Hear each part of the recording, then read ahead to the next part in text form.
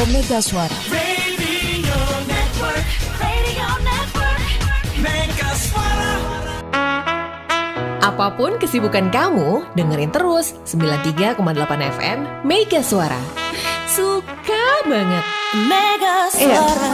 Para pengunjung Kulon Progo Expo di kawasan Taman Budaya Kulon Progo, Anda yang mendengarkan melalui 93,8 FM Mega Suara radionya Kulon Progo, dan juga Anda yang menyaksikan melalui channel YouTube Mega Suara Kulon Progo. Syarida Marianti sore hari ini menemani Anda di arena Menara Siar, ruang informasi Kulon Progo Expo di sore hari ini. Dan meskipun sejak beberapa hari kemarin setiap sore ini selalu hujan, namun minat masyarakat untuk datang berkunjung ke Kulon Progo Expo ini tidak pernah menurun dan selalu ramai di setiap harinya. Seolah-olah ini ekonomi ini kita memang sedang jalan-jalannya, sedang giat-giatnya, ekonomi lagi baik-baik saja. Apakah benar seperti itu?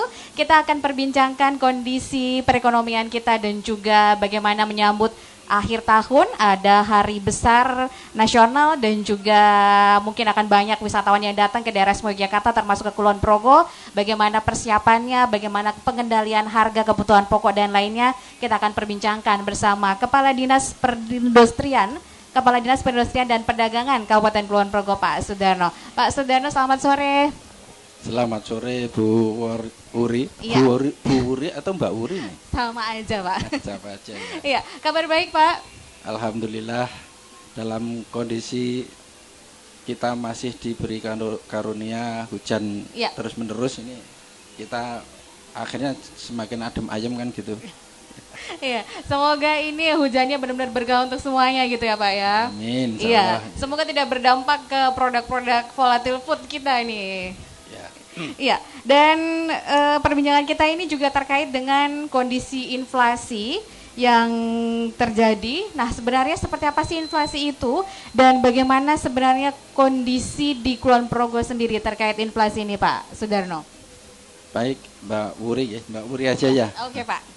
Selamat sore para pendengar radio Mega Suara radionya Kulon Progo. Jadi terkait dengan inflasi ini, kalau kita memperhatikan dari terminologinya atau definisi secara umumnya, itu adalah kondisi di mana harga ini mengalami kenaikan untuk barang dan jasa itu dalam waktu tertentu. Atau kadang-kadang kita bisa permudah juga bahwa ada penurunan nilai uang gitu. Itu jadi seperti itu. Jadi untuk penjelasannya mudahnya gini. Seandainya kita waktu tertentu atau kemarin lah itu ada kita atau bulan kemarin kita beli 1 kilogram telur itu harganya 25.000. Kemudian pada saat terakhir per hari ini katakanlah nemu yang harga 30.000. Artinya ada kenaikan yang signifikan ya. Rp5.000 dari ketika kita membeli 1 kilogram telur, kita harus mengeluarkan uang yang lebih banyak. Itulah namanya terjadi inflasi, bukan deflasi. Sebaiknya kalau kita semula membayar 1 kilogram itu dengan 30.000 kok sekarang 25, itu artinya malah deflasi. Nah kemudian dikatakan kok penurunan nilai uang, yaitu tadi kita untuk mendapatkan 1 kilogram telur itu terpaksa harus mengeluarkan 30.000. Padahal di bulan kemarin kita hanya cukup 25.000. Itu seperti itu. Atau mungkin mudahnya. Kalau ibaratnya tuh 25.000 harusnya udah dapat sekilo, ini uangnya 25.000 masih kurang nih dapatnya. Betul, ya gitu itu bisa diartikan demikian. Intinya bahwa kok uang saya yang sekian itu kok sekarang berkurang kok tidak dapat. Iya, itu seperti itulah namanya inflasi. Dan ini memang inflasi ini tentu harus dikendalikan, jangan sampai kemudian terjadi inflasi yang melonjaknya tinggi ya, karena akan berdampak dengan pemenuhan kebutuhan masyarakat. Betul. Ya, mungkin seperti apa sih Pak gambarannya sendiri ketika kemudian terjadi inflasi ke masyarakat dan juga mungkin ada upaya-upaya yang dilakukan? Ya, jadi ketika terjadi inflasi tanda petik sementara pemerintah tidak bisa mengendalikan, mau tidak mau berdampak pada daya beli masyarakat. Artinya masyarakat yang notabene katakanlah pendapatannya ya ajek segitu saja, nanti kebutuhannya itu tidak akan terpenuhi. Nah makanya ini menjadi tugas dari pemerintah untuk bisa mengendalikan inflasi tersebut. Jadi memang jadi tugas bersama dari pemerintah, baik yang pemerintah pusat sampai dengan pemerintah daerah, kabupaten kota, provinsi, itu sama-sama harus mengupayakan agar bisa mengendalikan inflasi tersebut. Kemudian yang kita lakukan selama ini sampai akhir-akhir ini, bahkan sekarang itu secara masif dikondisikan oleh pemerintah pusat melalui Kementerian Dalam Negeri. Kita itu setiap hari Senin ada acara Seninan. Seninan bukan dimarahi loh ini. Rapat koordinasi nasional tentang pengendalian inflasi daerah yang dipimpin langsung oleh Pak Mendagri.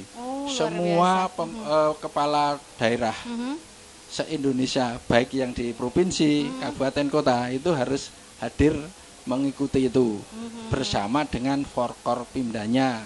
Ya biasanya mungkin karena hal-hal tertentu nanti yang hadir bisa diwakili, tapi prinsipnya semua pemerintah daerah mesti ikut. Jadi tahu betul perkembangan yang terjadi di seluruh Indonesia.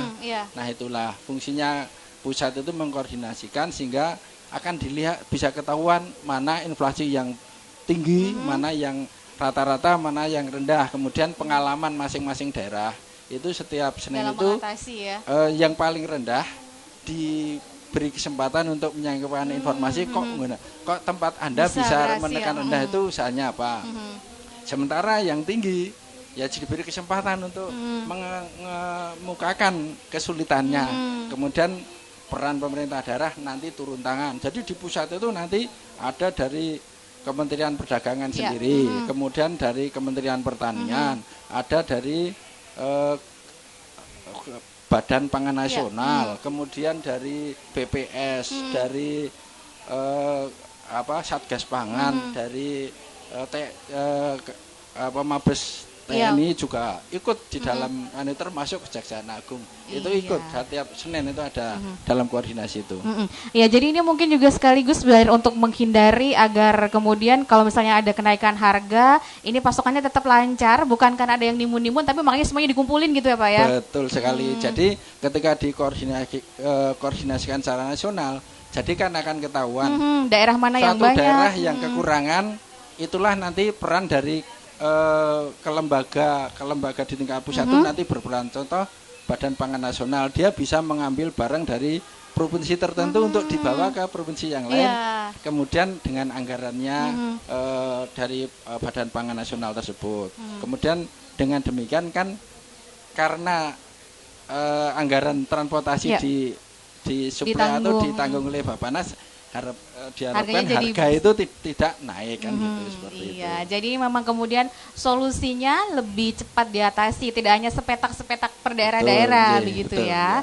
Ya, Pak, kalau juga mungkin upaya-upaya lain, kita sering lihat mungkin juga di zaman dulu mungkin ada pantauan harga disiarkan melalui radio dan lain sebagainya. Ini kan juga termasuk upaya untuk kemudian biar tidak ada terjadi apa yang memainkan harga begitu juga. Kalau di masa sekarang seperti apa yang dilakukan? Bahkan kalau sekarang ini kita berkewajiban untuk melaporkan perkembangan harga itu harian, Mbak.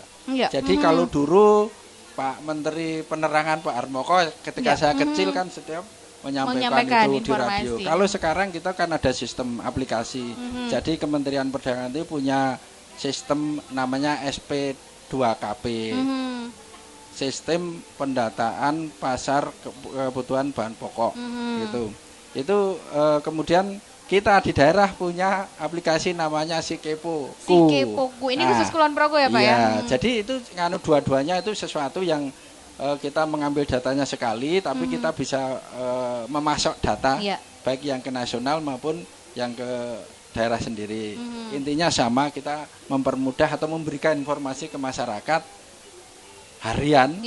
Ini loh harga di Kulon Progo atas bahan pokok yang jumlahnya ada, yang kita ambil datanya Sikepoku itu ada 48 varian. Kalau yang kita kirim ke nasional itu ada 53 varian, ditambah 15 untuk yang 60-an ya komoditas ya. Ya, dari Sikepoku ini mungkin Pak gambarannya sendiri yang di sampling ini di pasar mana begitu Pak? Kita mengambil di 6 pasar pantauan. Jadi nggak hanya satu pasar di Wates gitu ya? Tidak hanya di Wates, ada juga yang di Pasar Temon, Pasar Sentolo, Pasar Nanggulan, kemudian galur juga ada, bendungan juga gitu. Iya, ini Pak, saya kan juga sering ngecek-ngecek si Kepoku nih. Biasanya ini harga cabai naik turun, bawang merah dan lain sebagainya. Yang akhir-akhir ini kayaknya lumayan naik ini telur, Pak. Ya, ini betul. kenapa sih Pak ini kayaknya aduh telur jadi mahal nih, Pak. Gimana, Pak? Betul sekali. Ini data kita bahkan per hari kemarin, ya hari kemarin bukan hari ini. Itu kita bandingkan antara harga telur dengan harga daging ayam potong. Hampir mendekati ya. Bukan hanya mendekati, Sama. malah justru telurnya itu sedikit di atas. Jadi rata-ratanya Rp30.333 per kilo, sementara daging ayam ras Ya. atau daging ayam potong itu hanya Rp30.167. Lebih Rata-ratanya. murah. Ini memang kita bisa maklumi bersama karena memang kejadian ini hampir tiap tahun, sebenarnya di penghujung tahun tiap tahunnya. Itu pasti kebutuhan akan telur, khususnya dalam rangka untuk hajatan. Yang sekarang itu termasuk mungkin Mbak Puri juga sedang punya banyak tandon undangan. Ya. Nah itu sama. Jadi ketika itu terjadi akan juga menyebabkan terjadinya permintaan naik. Artinya bahwa kebutuhan itu naik. Artinya Harganya permintaan juga naik. mengikuti. Kemudian meskipun kita tahu betul sebenarnya dari sisi pasokan atau ketersediaan itu tidak ada masalah, ada barangnya itu, tapi ya wong duwe itu karena wong sing butuh pasar, ya. Yang butuh banyak akhirnya juga mengambil kesempatan untuk sedikit menaikkan harganya itu. Pak, kalau kaitannya dengan penyaluran bantuan pangan gitu ada nggak sih Pak, orang sering bilang ini karena lagi BBNT nih? Ya, itu termasuk salah satu juga yang menyebabkan mau tidak mau karena itu programnya pemerintah dan ada volume tertentu dari kebutuhan telur, salah satunya itu juga menjadi bagian yang harus disediakan, maka itu termasuk faktor juga yang bisa menyebabkan artinya permintaan itu meningkat kan gitu. Ya, kasaran itu yang dulu keluarga tidak beli itu akhirnya tanda Ke petik situ juga. harus beli karena mungkin karena regulasi atau karena aturannya gitu. Jadi akhirnya permintaannya lebih tinggi ke telur ayam ini ya. Ya. Ini kalau dari pasokan secara umum di Kulon Progo telur ayam ini aman ya Pak sebenarnya? Karena sebenarnya Kulon Progo itu kan termasuk produsen telur. Daerah Sentolo, daerah Lendah khususnya ini kan banyak peternak-peternak ayam petelur. Jadi Kulon Progo itu sebenarnya kalau hanya untuk konsumsi Kulon Progo sendiri cukup. Bahkan kita akan mensuplai ke daerah lain ya. Daerah lain gitu.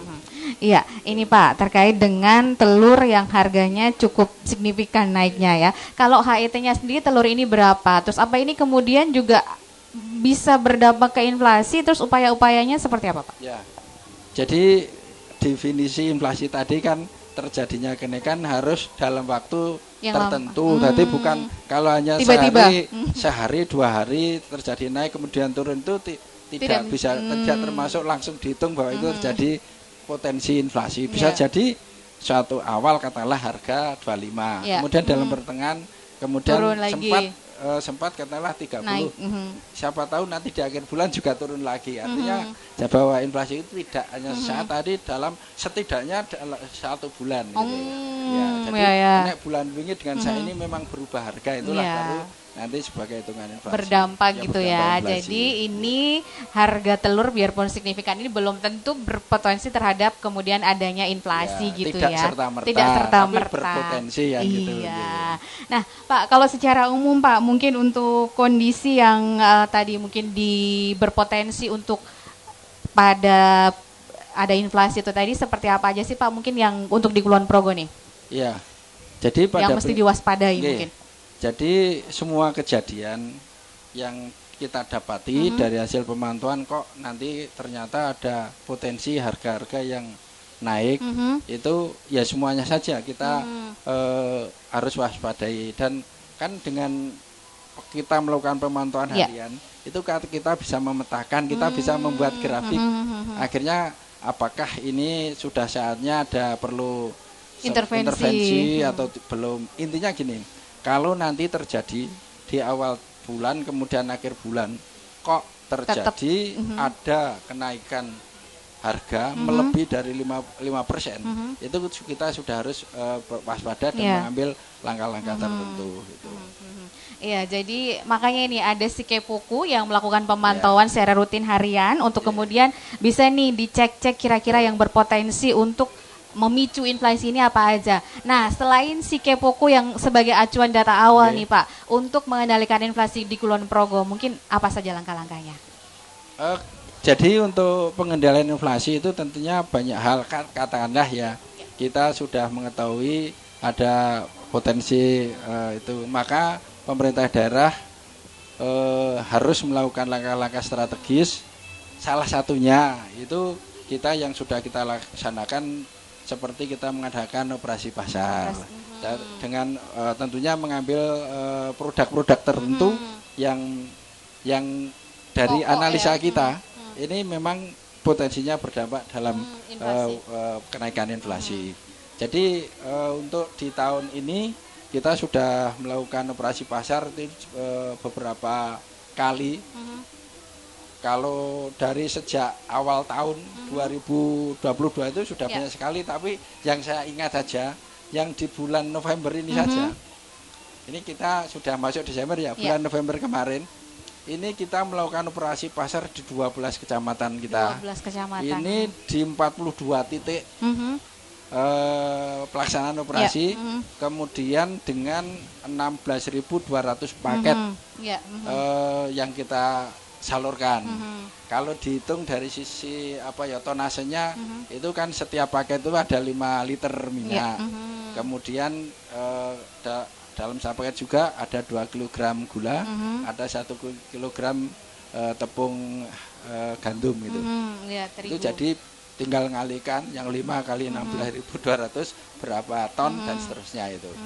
Ini di 12 kecamatan di bulan November kemarin sudah dilakukan. Ini juga mungkin kaitannya antisipasi karena kemarin sempat ada kenaikan BBM gitu ya Pak ya. Betul. Pak, tapi ini bisa kemudian dengan upaya yang sudah dilakukan termasuk ini operasi pasar murni ya. Terus juga mungkin ada pasar murah dan lain sebagainya. Ada kegiatan lain Pak yang untuk pengendalian inflasi ini dulu selain operasi pasar itu tadi? Ya. Tentunya yang sifatnya edukasi juga ada. Jadi kita selama ini mensosialisasikan untuk masyarakat itu sebutannya bijak berbelanja. Jadi tidak usah panik dengan kalau ada kenaikan. Contoh umpamanya hari ini telur sudah 30.000 terus mau nimbun telur. Mau beli, bukan nimbun ya, mau beli kemudian untuk stok sekian hari. Padahal kita tahu telur itu kan umur teknis. Idealnya juga terbatas. Artinya juga belilah secukupnya. Karena harga itu pasti akan terjadi naik turun itu. Yang penting tugas pemerintah itu menjamin pasokan itu cukup lancar. Intinya kan kalau di pasar ada, kemudian yang menyesuaikan dulu dengan kemampuan daya beli. Nah, kemudian kalau pemerintah kan sebenarnya bagi mohon maaf ya masyarakat yang belum beruntung itu kan juga sudah ada bantuan dengan skema-skema yang sudah ditetapkan oleh pemerintah. Artinya apa? Mereka dengan skema itu kan didorong punya kemampuan daya beli. Artinya kalau dengan sudah daya belinya cukup, ya sedikit naik mestinya juga masih bisa maklum gitu. Iya, jadi ini juga kemudian masyarakat untuk tidak menyetok terlalu banyak begitu ya, di luar batas kewajaran begitu ya. Karena juga bisa berpotensi kemudian ada kelangkaan ketika kemudian di stok oleh satu orang nyetok, yang lainnya nyetok juga lama-lama banyak juga ya. Walaupun mungkin tidak termasuk kategori penimbunan ya Pak ya.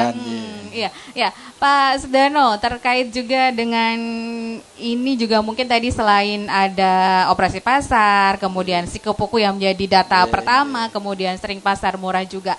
Sering juga nih kayaknya kita lihat ada pameran-pameran di banyak tempat, termasuk di Kulon Progo Expo. Apa ini juga bagian dari upaya itu? Terus juga mungkin seperti apa gambaran di Dinas Perindustrian Perdagangan Kulon Progo di Kulon Progo Expo ini? Iya, baik Mbak Wuri dan Bapak Ibu para pendengar Radio Mega Suara, radionya Kulon Progo. Jadi alhamdulillah di tahun ini Kulon Progo sudah bisa menyelenggarakan lagi Kulon Progo Expo atau Manunggal Fair yang selama ini kita kenal.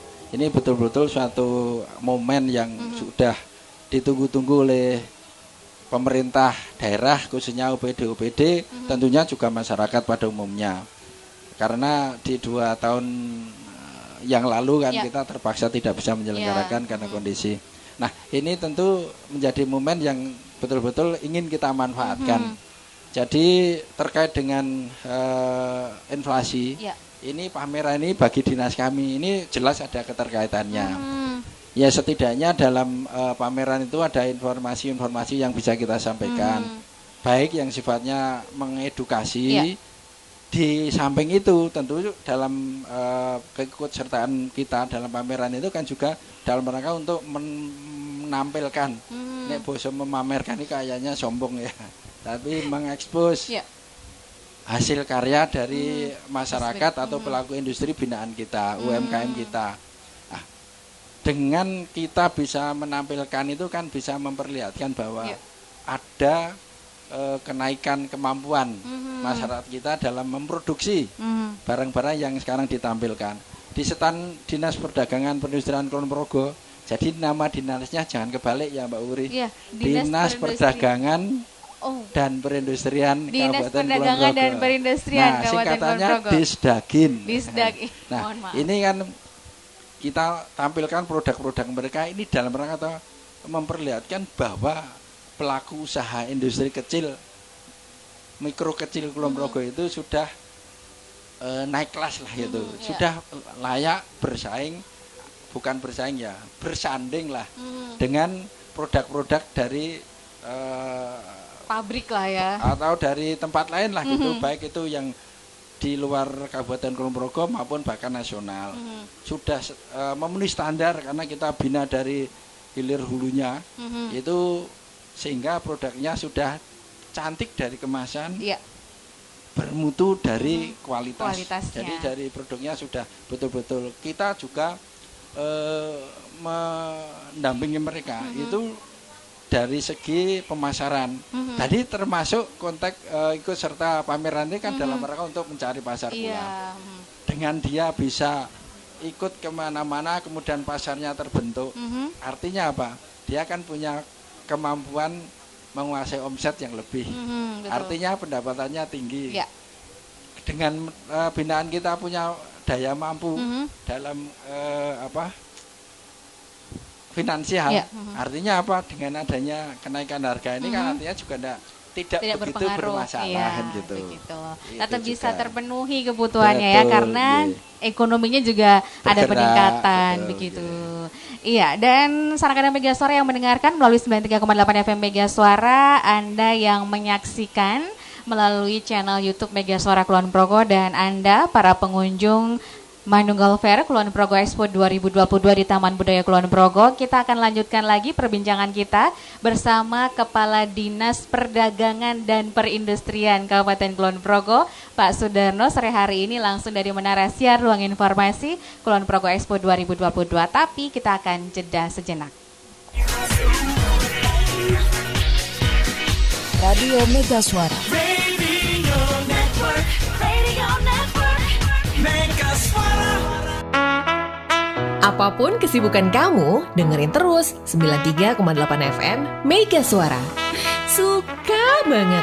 Mega Suara. Bersama dalam dialog siang hari ini bersama dengan Dinas Perdagangan dan Perindustrian Kabupaten Kulon Progo.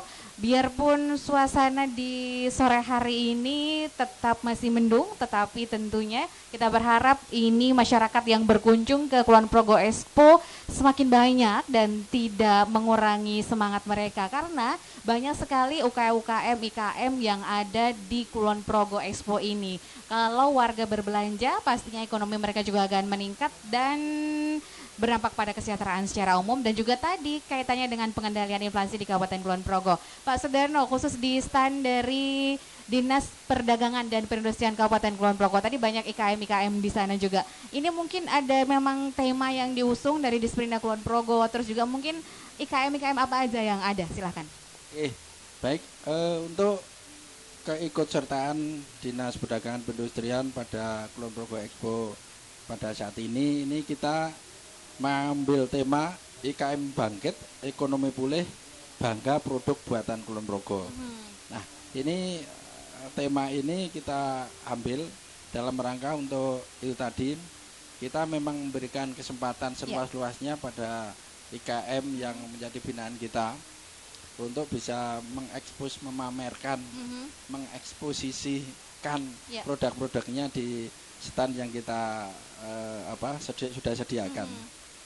Kemudian tentu dengan bangga buatan Kulon Progo itu kita berharap momen ini betul-betul satu sisi si penyedia atau pembuat atau IKM yang memproduksi ini bisa memanfaatkan secara optimal, mempromosikan produknya. Kemudian sisi lain masyarakat kita edukasi, mari kita membeli produk-produk yang dihasilkan oleh IKM lokal, yang notabene adalah tetangganya sendiri kan gitu. Nah kemudian bangga dalam konteks ini ya kita mendorong ya jangan hanya di mulut saja, tapi ya real benar-benar belanja atau larisi gitu dari produk-produk yang dihasilkan oleh IKM yang ikut serta dalam pameran ini.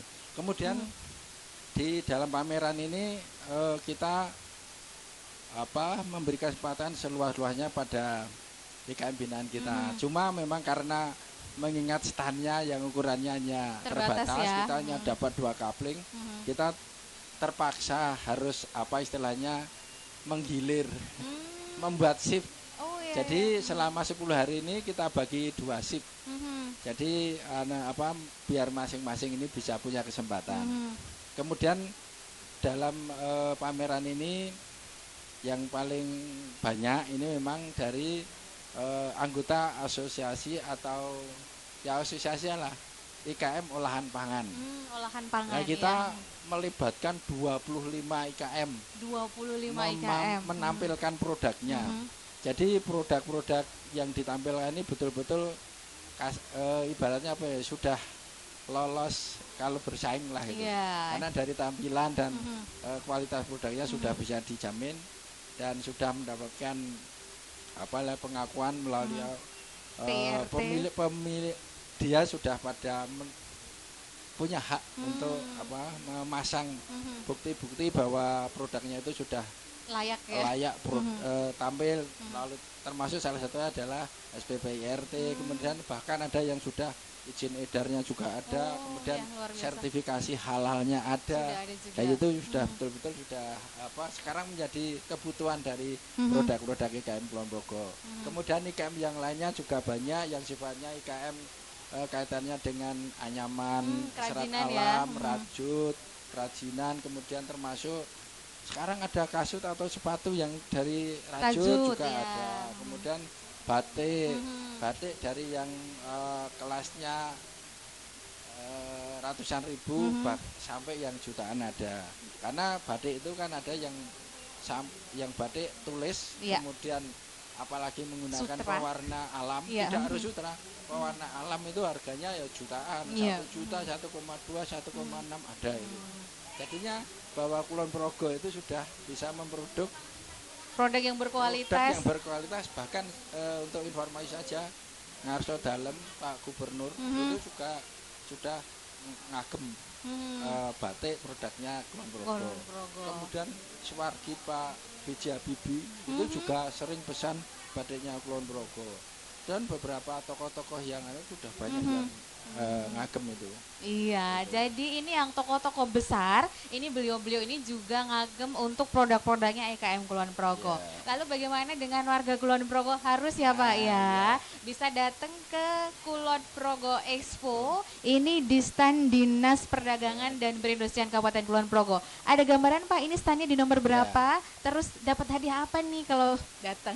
Biasanya yang dicari itu Pak. Jadi posisi atau lokasi stand kami di lokasi sebenarnya kalau kita dari sisi tempat kemarin kapling nomor 3334. 3334 ya. Kalau arahnya kalau kita dari pintu masuk utama, jadi sebelah selatan itu kita masuk, kemudian belok kanan dikit, maju dikit terus ke timur.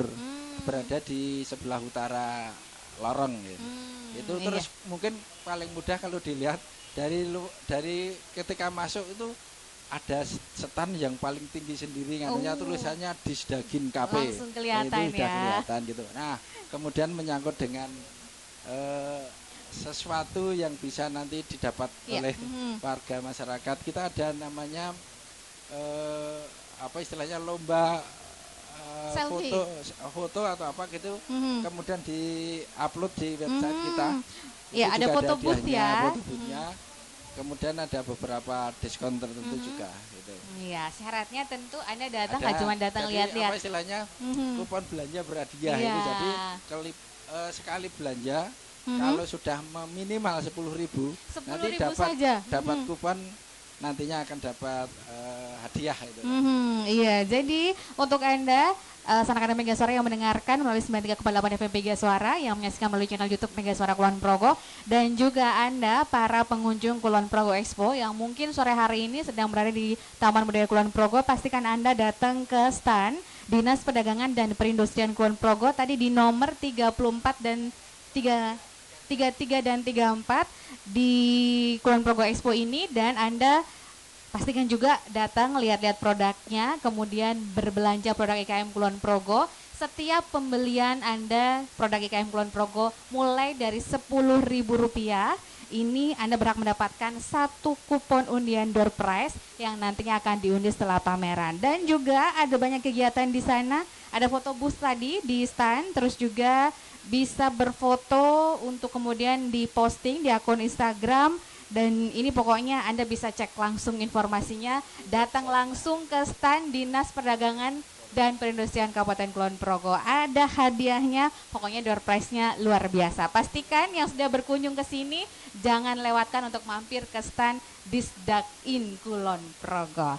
Iya, Pak Sudarno, kembali nih. Ini kan juga tadi ya IKM didekatkan ke warga masyarakat melalui pameran ini biar semakin dikenal, masyarakat juga makin cinta dengan produk lokal. Menggunakan produk lokal yang lebih dekat ini juga mungkin bagian dari upaya pengendalian inflasi juga ya Pak ya? Ya. Oke, jadi tentu kalau kita memanfaatkan produk-produk yang berada atau diproduksi daerah kita, tentu secara logikanya kan tidak perlu adanya tambahan ongkos kirim, distribusi atau ongkos kirim. Mau tidak mau kan harganya berarti lebih murah lah, gitu, lebih terjangkau. Jadi itu juga semacam kita membudayakan lah, kita iso yang gunakno apa yang ada di sekitar kita. Artinya seperti itu bukan bisa kita maknani umpama terkait dengan bahan pangan. Kenapa kita tidak memproduksi sendiri, nanam sendiri kan gitu. Kalau ternyata kayak cabai sebenarnya hampir semua kita Kulon Progo warga kan bisa punya lahan, cabai, bisa nanam dalam pot saja kan bisa. Contohnya gitu. Itu konteksnya dari sisi ketersediaan. Kemudian memangkas dari sisi tambahan biaya transportasi, distribusi kan kayak gitu. Termasuk juga kaitannya dengan menggunakan produk IKM Kulon Progo ya sama. Intinya kan itu produk dari Kulon Progo sendiri, dari lingkungan sendiri, apalagi temannya sendiri. Iya, kan gitu. Jadi gitu, kebutuhan tercukupi, dari harga lebih terjangkau, ekonomi dari masyarakat pelaku IKM ini juga meningkat, sehingga kemudian kan uang juga berputar lagi di situ. Iya, Pak, lanjutin lagi nih Pak terkait dengan tadi cabai. Cabai ini kan juga kemudian sering juga mengalami kenaikan fluktuatif yang kadang naik turun, terus kemudian juga sempat melonjak beberapa waktu lalu sampai 100.000 dan lain sebagainya. Nah, kalau untuk di Kulon Progo sendiri Pak, karena Kulon Progo kan juga punya lahan pesisir yang menjadi sentra cabai ini sendiri, upayanya mungkin berkontribusi terhadap pengendalian inflasi yang tidak hanya di Kulon Progo sendiri tapi juga mungkin berdampak ke DIY Pak. Ini terkait dengan komoditas cabai ini memang sesuatu yang ada keunikan tersendiri. Kulon Progo itu kan kalau dari sisi cabai ini termasuk produsen, termasuk bawang merah sebenarnya juga kita memproduksi. Kita juga termasuk pemasok sebenarnya untuk kebutuhan secara nasional yang ada di Jakarta sana. Namun ternyata kita sendiri juga sering terdampak. Mau tidak mau itu juga akan terjadi karena ketika tempat lain lain itu ada masalah meskipun kita produsen. Akhirnya apa? Akhirnya juga kita mengikuti harga pasar di daerah pasar secara yang terjadi. Nah, itu kemudian dalam konteks ini kan harapannya gitu loh. Kita bisanya kan mengurangi rantai distribusi pemasaran, rantai distribusi. Jadi bagaimana caranya produsen langsung itu langsung ke konsumen atau kalau melalui perantara ya sedikit mungkin. Sesederhana mungkin. Sedikit mungkin, jangan melalui banyak perantara. Nah, kemudian yang digalakkan di Kulon Progo kaitannya dengan agar cabai itu bisa sampai ke konsumen tidak istilahnya banyak titipan keuntungan. Itu Kulon Progo kan mengadakan yang namanya pasar lelang. Pasar lelang cabai. Ya, pasar lelang cabai ini diinisiasi oleh Dinas Pertanian Pangan dalam rangka untuk agar produk cabai Kulon Progo dari sisi petani tetap punya harga bagus, tapi sampai ke konsumen tidak melebihi batas kewajaran. Gitu. Ya, itu jadi strategi. Sisi lain juga sebenarnya kalau itu untuk kebutuhan secara umum masyarakat Kulon Progo itu kita mengedukasi. Ya. Karena apa? Ketika terjadi panen raya, mau tidak mau yang terjadi adalah harga turun. Iya, betul. Di saat seperti itu kita mendorong agar ada proses pengolahan cabai itu menjadi cabai kering atau apa. Artinya intinya bahwa cabai itu jangan sampai ketika harga rendah terus malah tidak diopeni. Iya, betul. Ya dikeringkan, digiling menjadi serbuk atau bubuk cabai, nanti kan bisa dimanfaatkan ketika pada saat-saat harga mahal tinggi, gitu. Ya.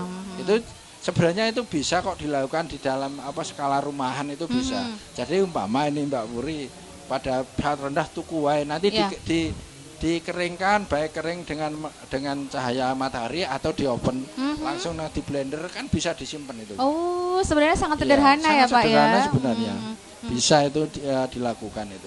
Ini juga berarti keterlibatan masyarakat untuk mengendalikan inflasi ini sebenarnya bisa dilakukan masyarakat sendiri ya, tidak harus oleh kita kan bayangannya kalau inflasi ini pasti urusannya pedagang, pengusaha, pemerintah gitu kan. Masyarakat tinggal belanja aja. Budaya kita memahami mensiasati itu penting. Jadi kalau sudah cabai itu kalau sudah kering kemudian kita bisa simpan dalam tempat yang istilahnya kedap itu bisa lama ya. Jadi ini memang kemudian peran masyarakat dalam pengendalian inflasi ini sangat diperlukan, tidak hanya kemudian jaga kayak pemerintah yang bergerak begitu ya. Kemudian ketika ada harga tinggi, protes, aduh ini harga gimana bisa diturunkan, tetapi juga kemudian bagaimana tadi ada bisa diolah dan lain sebagainya untuk kemudian ketika harga tinggi bisa dimanfaatkan, masyarakat tetap tercukupi kebutuhannya. Kalau misalnya Pak dari gambarannya nih mungkin dari cabai ini tadi ya Pak, dari IKM sendiri ada juga yang mungkin sudah melakukan hal pengelolaan sejenis? Ya, kita sudah tahu banyak IKM tapi lebih ke memproduksi olahan berbasis cabai. Jadi banyak IKM yang sekarang sudah memproduksi sambal, sambal yang siap santap dengan berbagai macam rasa, dikombinasi dengan rasa cumi, rasa terasi, rasa yang termasuk ada yang natural atau yang original itu ada. Kemudian yang memproduksi kering cabai itu juga sudah ada. Memang belum masif. Kalau saya maunya itu masyarakat tuh mari kita bisa mensiasati sendiri. Ya nggawe sendiri secukupnya karena yang penting kan nanti bisa mewarnai masakan kita jadi pedas. Kan tidak harus tahu wujudnya masih iris-irisan kan nggak perlu juga. Iya, karena rasa ya. Ya, jadi sekali lagi ini nih bisa menjadi alternatif masyarakat. Kemudian tidak hanya dari sisi kemudian memanfaatkan yang lagi murah nih, yuk dikumpulin, dibelanja, kemudian diolah, tapi juga ternyata dari hal sepele itu bisa membantu mengendalikan inflasi. Pak, kalau dari sisi lainnya mungkin dari pengendalian inflasi ini tadi bisa termasuk dari ketersediaan distribusinya juga. Mungkin dari program lain yang mungkin masih ada juga Pak yang dilakukan? Iya, intinya kan yang jelas satu pemerintah memastikan aman ketersediaan. Nah, untuk ketersediaan itu tentu harus ditopang atau disengkuyung oleh lintas sektor. Ketika namanya memproduksi, tidak semua barang itu hanya bisa dikuasai atau diselenggarakan oleh sektor tertentu. Ketika kita berbicara mengenai beras, cabai, kemudian gula dan seterusnya, ini mau tidak mau kita harus bermitra kolaborasi dengan dinas yang membidangi sektor itu. Jadi dinas kalau di Kulon Progo ya dinas pertanian dan pangan. Artinya bahwa memastikan ada luasan tanam untuk beras tersebut, atau gabah atau padi, kemudian memastikan aman panennya dan seterusnya itu penting. Jadi sejak perencanaan kita harus berkolaborasi lintas sektor. Kita tidak bisa one man show. Jadi kita tidak bisa kerja sendiri. Jadi ketika untuk memastikan bahwa ada pasokan atau stok aman, itu peran dari dinas pertanian pangan, dinas kelautan, perikanan, kemudian termasuk dinas kami sendiri karena ada beberapa produk yang notabene mendatangkan kita, ketergantungan. Hampir 100% mendatangkan contoh minyak goreng. Kita kan tidak produsen. Artinya ini peran dinas perdagangan dalam rangka untuk menghubungkan dari penghasil melalui distributor sampai Kulon Progo itu kita. Tapi ketika ngomong kaitannya dengan beras ya nanti kita dengan pertanian. Kemudian juga kaitannya dengan kedelai, faktanya kedelai menjadi produk turunannya tempe. Tempe itu kelihatannya produk remeh-temeh, tapi ternyata bahannya nun jauh berasal dari sana kan gitu. Itu juga pasti itu memerlukan peran kita di dinas perdagangan memastikan bahwa setidaknya tahu persis posisi kedelai itu seperti apa, sehingga kita nanti bisa berkoordinasi dengan pihak-pihak yang sehingga kita bisa membuat perajin tahu tempe itu aman dan termasuk juga membuat kebijakan barangkali apakah sudah saatnya kita harus memberi subsidi harga terhadap untuk masyarakat perajin. Gitu. Ya, Pak Sudarno juga mungkin ini masih terkait juga mungkin ketersediaan pasokan juga tadi selalu dijaga begitu ya dengan melibatkan lintas sektor. Kalau untuk Kulon Progo sendiri mungkin sudah tercukupi sepenuhnya. Tadi ada beberapa produk yang memang mendatangkan dari luar. Ini menjelang akhir tahun ada juga hari besar nasional, libur panjang juga. Kemudian ini besok kan liburan panjang ini boleh mudik, boleh pulang kampung juga. Mungkin akan semakin banyak orang yang datang ke Kulon Progo. Antisipasinya ke sana secara khusus pengendalian untuk menjaga stok dan juga lainnya, Pak. Ya, terkait dengan menghadapi HKBN Nataru ini, HBKN. Ya, Hari Besar Keagamaan Nasional, Natal Tahun Baru, yang menjadi tradisi kita bersama di luar Lebaran. Ini hampir dipastikan pasti akan terjadi migrasi manusia. Betul. Masuk ke Kulon Progo khususnya. Nah, ini sudah kita perhitungkan pasti kebutuhan harian akan dalam meningkat itu pasti meningkat. Nah, yang kita upayakan adalah kepastian stok aman.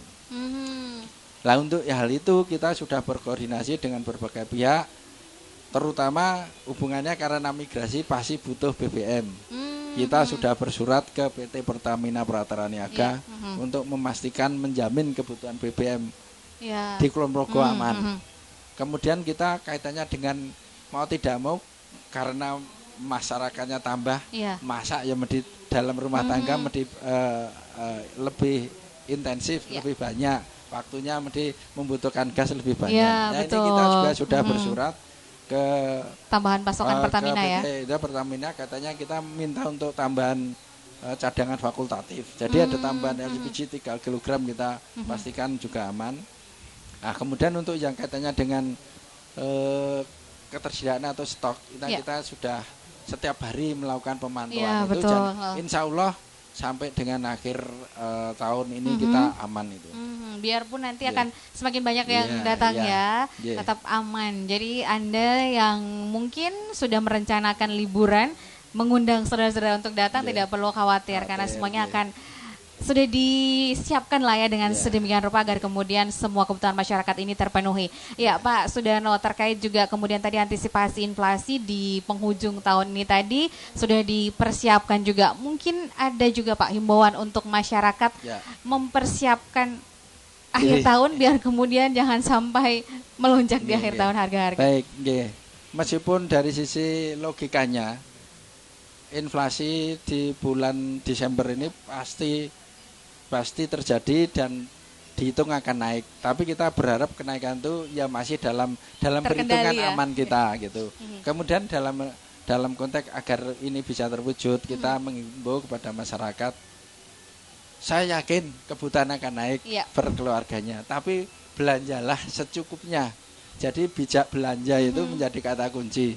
Jadi tidak usah perlu berpacu ngebaki isi kulkas lah itu. Nah jadi ya belilah sewajarnya, kemudian kalau sudah habis beri lagi kan gitu. Jadi biar nanti kita bisa melihat di stok di tingkat pedagang masih ada.